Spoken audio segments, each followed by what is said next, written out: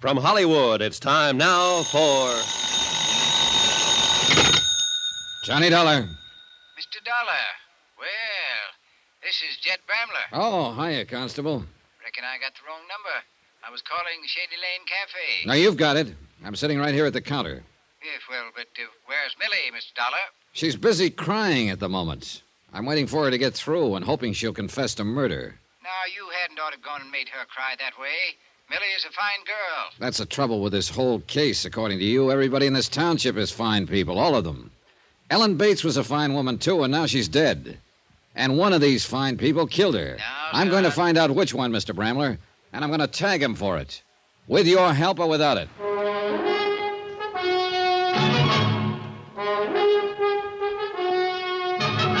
Tonight, and every weekday night, Bob Bailey in the transcribed adventures of the man with the action-packed expense account, America's fabulous freelance insurance investigator. Yours truly, Johnny Dollar.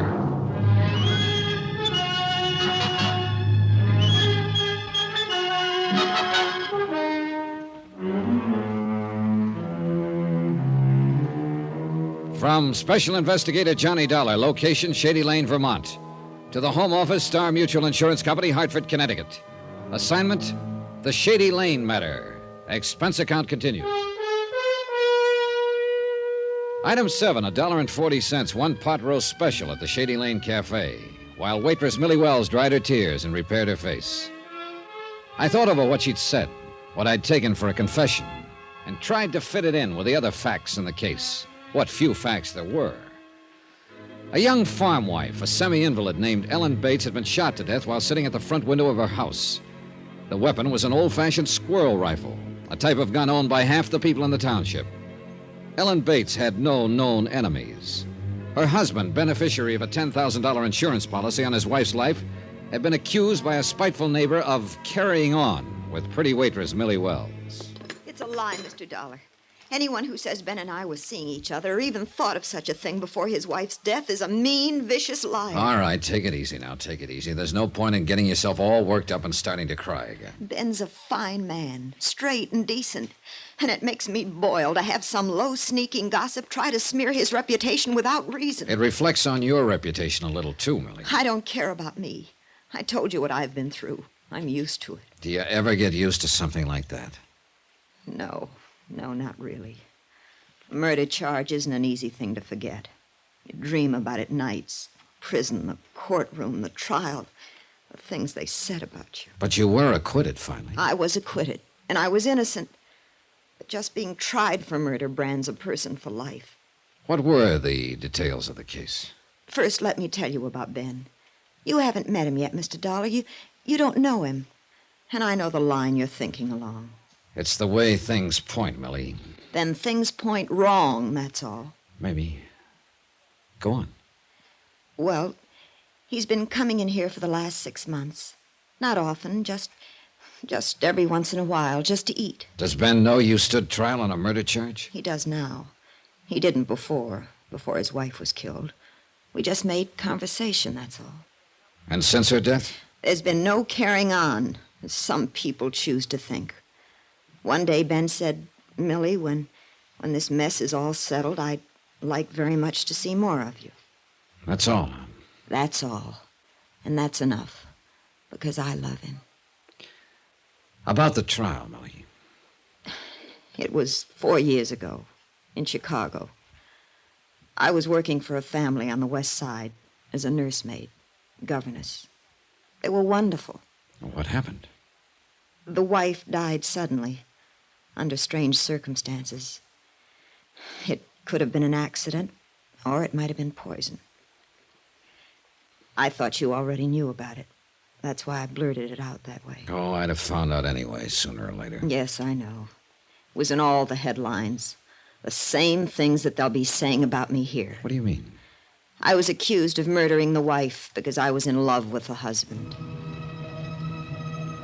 I left the Shady Lane Cafe, and the tortured girl whose secret, close hidden for 4 frightened years, was now the property of a stranger. It was late now, and the town square was dark and deserted.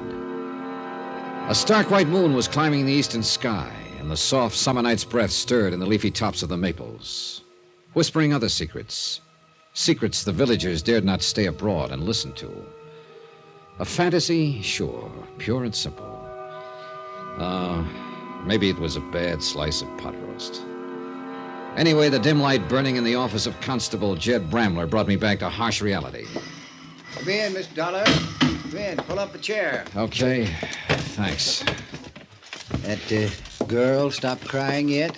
Sniffling a little, maybe, but she's practically stopped. For the time being, at least. Mean something by that? You know what I mean by it. I reckon you must have found out about her past, so to speak. You knew about it? Yeah, since the day she came to town, stopped in to see me, told me all about it. Well, you were keeping it pretty quiet, weren't you? It was told in confidence, Mr. Dollar. All right, but this is a murder case. It don't have no bearing. Millie ain't involved. Would you mind if I had a chance to decide that once in a while? Didn't know you'd be interested. Don't you realize that Millie Wells may be the reason for the killing? Still beating a dead horse, eh? I think that horse is coming to life, Mr. Bramler. You do. The way things stand right now, a prosecuting attorney could go into court with a pretty strong case. The charge, first-degree murder. Accused, your friend Ben Bates. You ain't met Ben yet, Mr. Dollar. No, I haven't met him, but the facts add up. It's an old story. Yeah, it's downright classic. An invalid wife, a pretty girl, a rundown farm that doesn't look as though it's made a profit in years. A $10,000 life insurance policy dangling like a carrot. Yeah, fact is, it's even worse a picture if you're a mind to look at it that way. How? That farm of Ben's ain't only run down, it's mortgaged to the hilt. Oh. Ben needed money for Ellen's operations. She'd had 3 in the last year and a half. He tried every way he knew how to, but the banks wouldn't touch it. Well, in that case... Martin Preeny, his next-door neighbor, come through and helped him out. $7,500. Is the farm worth that much? Nope. Wouldn't bring $4,500 if it was sold tomorrow. That's what I mean. Ben feels pretty obligated. And the $10,000 from that policy on his wife would have taken the pressure off all the way around. Plus, leave him free to marry Millie Wells. All right. I know it adds up that way.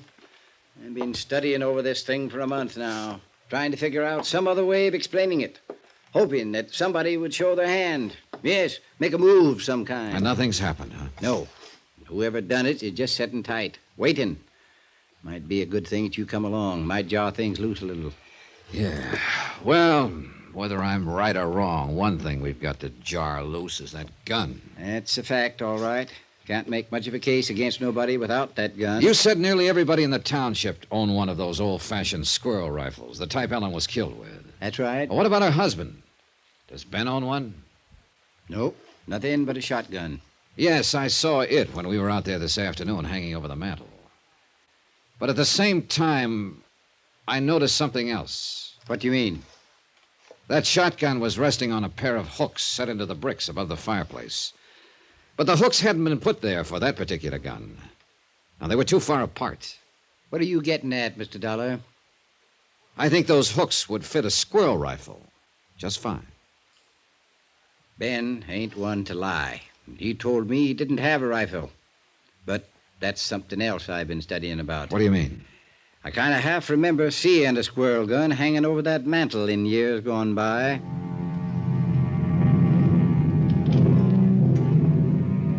Expense account item 8, $3. Car expense for another trip out to the Bates farm. A late night trip this time, and the last one, I hoped. Constable Bramler had suggested that my being in the case might help stir things up. Good, I was all for it. And not just stir things up, but wind them up. Tonight, maybe, if we caught Ben Bates at home. Lights on inside. Yeah, he must be here someplace. Oh, evening, Jed. Ben, like you to meet Mr. Johnny Dollar. Mr. Dollar. Hi, Ben. You fellas are out late. Little, I reckon. Mind if we come inside, Ben? Oh, sure. Sorry, Jed, I didn't think. Well, let's go on back through to the kitchen. That's about the only room I use since... Well, anymore, I mean. Set yourselves down there at the table. I'll get us some lemonade if there's any ice left. Oh, a lemonade lift would suit me fine. Don't go to no trouble for us, Ben. No trouble at all. Got it already made. Just have to chip a little ice into it. I reckon you'll kind of have to bear with me.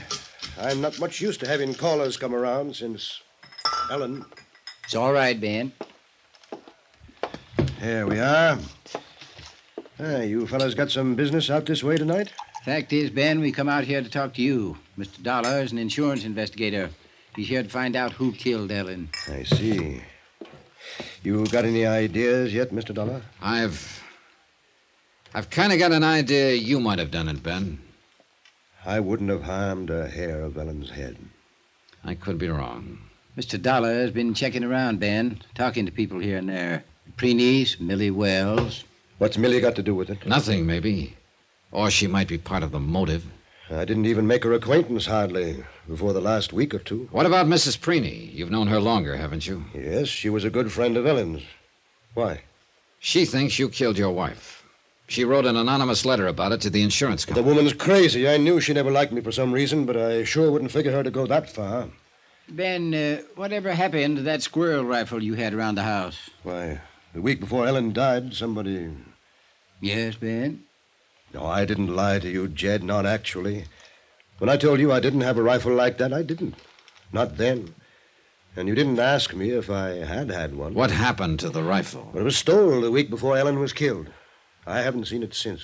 Mm-hmm. No, that's the truth, Mr. Dollar. You didn't report it being stolen? Ellen asked me not to. She figured she knew who took it, and she wanted to give them a chance to make good. You know how she was. But after she'd been shot by that same kind of rifle, you still didn't report it. Report afterward that the gun had been took before? Who might have taken it, Ben? I've tried to think. Wasn't nobody came here that week except Mrs. Preeny and Grody Hawkins. Grody Hawkins. That's the hired hand we met here this afternoon, Mr. Dollar. Yeah, I know. The one who was a dead shot with a gun. No. Grody wouldn't kill nobody. He's a little touched, maybe, but he's good-hearted and gentle. Is he another one of your pets, Constable? Don't you care whether the killer is identified? Kind of a funny question to ask a murder victim's uncle. Uncle? Mr. Bramler, was Ellen Bates your niece? He was. I didn't think to mention it, Mr. Dollar. Just figured you knew, I guess. And anyhow, it don't have no bearing.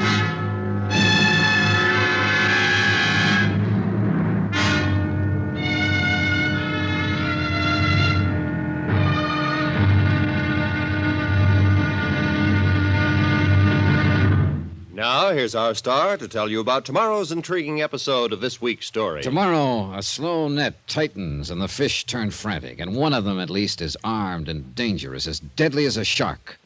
Join us, won't you? Yours truly, Johnny Dollar. Yours truly, Johnny Dollar, starring Bob Bailey, is transcribed in Hollywood. Written by Les Crutchfield, it is produced and directed by Jack Johnstone. Be sure to join us tomorrow night, same time and station, for the next exciting episode of Yours truly, Johnny Dollar. Roy Rowan speaking.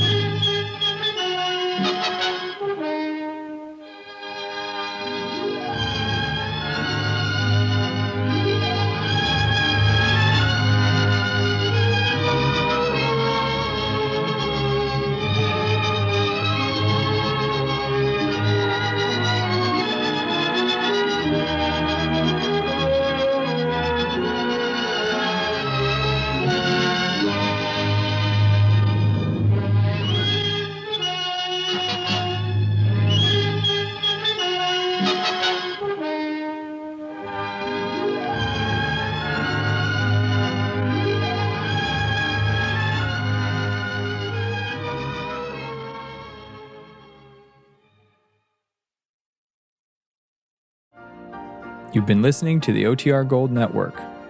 Find more classic radio at otrgold.com.